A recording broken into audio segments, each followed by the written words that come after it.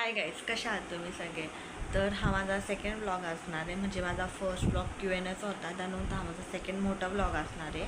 आणि हा मी food related बनवणार आहे, कारण की मी माझ्या मागच्याच ब्लॉगमध्ये मेन्शन केलं होतं की मी काय स्पेसिफिक एक टॉपिकवर काय माझे ब्लॉग्स किंवा व्हिडिओज बनवणार नाही आहे. मी फूडवर पण बनवणार, ट्रॅव्हलिंगवर पण आणि मेकअपवर पण. तर हा माझा फर्स्ट फूड रिलेटेड ब्लॉग असणार आहे. आणि ही रेसिपी म्हणजे मोस्ट ऑफ जणांना माहितीच असणार, आय डोंट नो.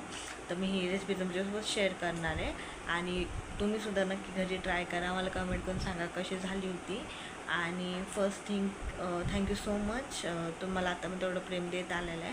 माझ्या मिनी ब्लॉग्सला पण आणि Q&Aच्या ब्लॉगला पण भरपूर प्रेम दिलं, इन्स्टाला पण आणि यूट्यूबला पण.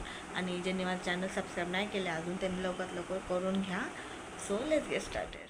ऑनियन आणि टोमॅटो आहे ना, चॉप करून घ्यायचं. मी दाखवेल तुम्हाला, कारण की माझ्याकडं काय कॅमेऱ्याचं स्टँड नाही आहे ना, माईक आहे. सो मी आज चॉप करून झालं दाखवेल काय काय टाकणार आहे त्याच्यामध्ये. लास्टमध्ये सगळं आहे ना चॉप करून घेते. फर्स्ट ऑफ ऑल थिंग तर ह्याच्यात काही जास्त लागत नाही, जेवढे घरात इन्ग्रेडियंट्स असतात तेवढेच लागतात. तर मी पुलावसाठी आहे ना ऑनियन आणि टोमॅटो चॉप करून घेतलेले आहे, रफली चॉप केलेले आहेत.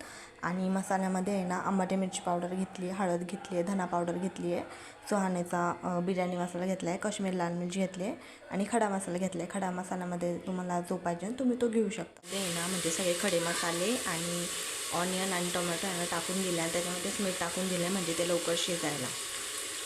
तर आता हे थोडंफार म्हणजे जवळपास पिंकिश झालं ना ऑनियन, तर त्यानंतर मग आपण मसाले टाकू. इथे ना मसाला पण टाकून दिला आहे मी. तर मसाला शिजूपर्यंत आहे ना साईडला मी सोयाबीन पण टाकून दिले, म्हणजे तोपर्यंत ते बॉईल होऊन.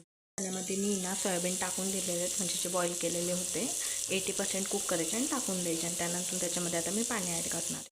एक चांगला बॉईल आल्यानंतर आहे ना ह्याच्यामध्ये आपण तांदूळ ॲड करून टाकू आणि 3 किंवा 4 कुकरला शिट्ट्या लावून टाकू. तर मग मी ना आता ह्याच्यामध्ये तांदूळ पण ॲड करून दिलेले आहेत. आणि तांदूळ ॲड केल्यानंतर ना एक म्हणजे असं बॉईल येऊन द्यायचा आणि त्यानंतर कुकरचं झाकण लावून आहे ना 3 to 4 आहे ना शिट्ट्या होऊन द्यायच्या.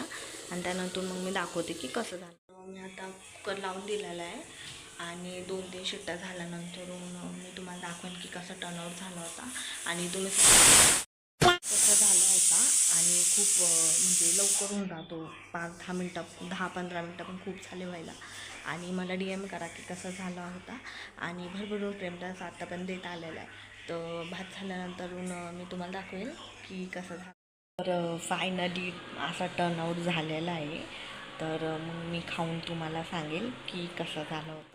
ओके, तर फायनली माझं जेवण वगैरे झालेलं आहे आणि मी आता तोडून स्वतःची काय तारीफ करू. खरं सांग, खूप सुंदर झाला होता.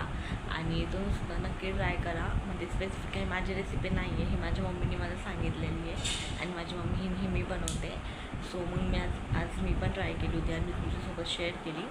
तुम्हीसुद्धा नक्की सांगा मला कसा झाला होता आणि कमेंट करा. आणि फर्स्ट ऑफ ऑल कसा वाटला हा तुम्हाला ब्लॉग मला नक्की सांगा. हां, जास्त काही नव्हतं ह्या ब्लॉगमध्ये, पण मला वाटलं की मी तुमच्यासोबत शेअर करावं. सो म्हणून मग मी माझी रेसिपी शेअर केली.